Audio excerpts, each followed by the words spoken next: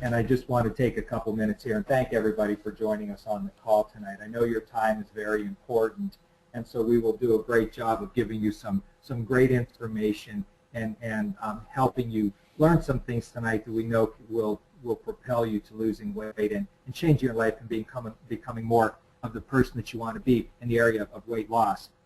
I also want to let you know that you can see my wife standing next to me in the picture. And the beauty of having her in it is that she is a board-certified obstetrician gynecologist, and she specializes in women's health care.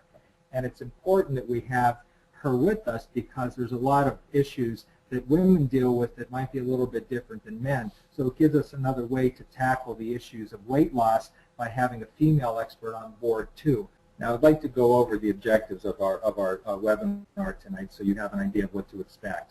First, we're going to go over what our experience has taught us, what Dr. Lynn and I have learned through 50 years of experience. We're also going to talk about some startling facts about the epidemic of obesity.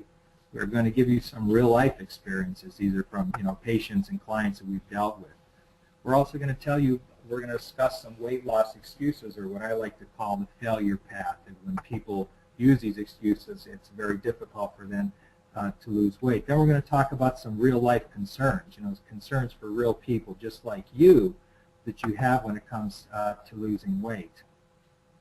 Then we're going to give you the 5 essential steps for rapid, effective, and permanent weight loss, which are habits for successful, lifelong weight loss, just not something that happens right now, but something that will help you keep the weight off for years to come. And then we're going to give you the 8 key components for a successful and effective weight loss program that will guarantee your success. This is where Dr. Lynn and I really had to put our heads together, and we had to look at what we knew worked for 90+% of the patients and people that we've helped to lose weight. The beginning of our journey actually started years ago, and with between Dr. Lynn and I, we have over 50 years of experience, but we were both faced with the same problem, and that problem is how do we get people to lose weight and then help the people keep the weight off. And although our specialties are different, many of the problems that we both dealt with on a daily basis were weight related.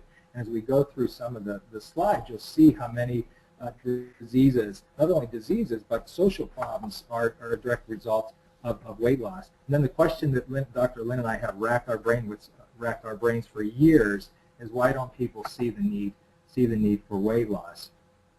And then one evening, we were sitting around at dinner, and we were having dinner with our 3 daughters, and we were just kind of talking about weight loss and healthy eating and physical activity.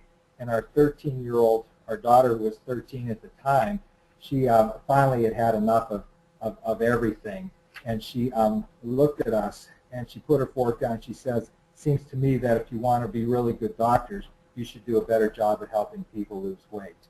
And that really struck a chord with Dr. Lynn and I, because she just said what we knew, that we had to do better at helping people lose weight.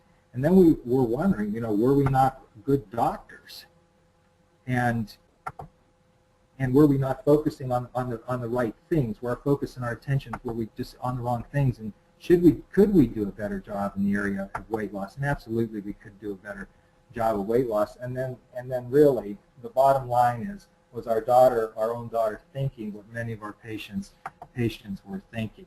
So it was a time for reflection for us, and a time for us to really take hold of what we were doing in our medical careers and trying to do a better job of helping our patients. And the whole of this is, we felt that our daughter was onto something, and we needed to focus more on weight loss. We needed to tackle the daily issues that we see in the daily issues we see in the office through weight loss. Because if we could help our patients lose weight, we know that a lot of the concerns and the problems they have will improve just by helping them lose weight.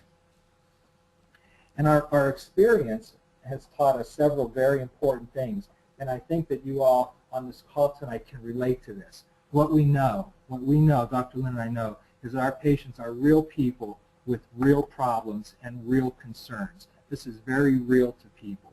We also know that what works for one person might not work for the next person.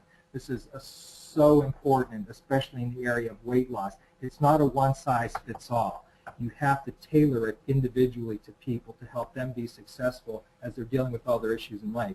And what we know is patients want and deserve to feel good about themselves. And we want you to understand that we know that the more we understand our patients, the better we can help them. First is a survey by the National Physician Database Group says that 62% of adults and 34% of children are overweight. That's 6 out of 10 adults, 3 out of 4 children. The CDC, the Center for Disease Control, 31% of adults are obese. 3 out of 10, 1 out of 3. 25% of people are on a diet all the time. And this Fox is July 7th, July of 2007, when Fox News reported that by 2015, 75%, 3 out of 4 people will be overweight, and 41% will be obese. We look at these statistics, and it just boggles our mind to think this, and it's there in print, and it's there bold for us.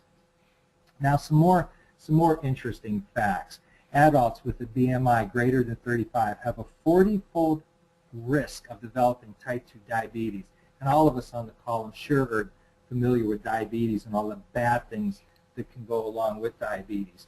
For each 5 pounds of weight gain after age 16, you increase your risk of coronary artery disease. That's blockage of the arteries in your heart by 20% in men, 37% in women, 37%.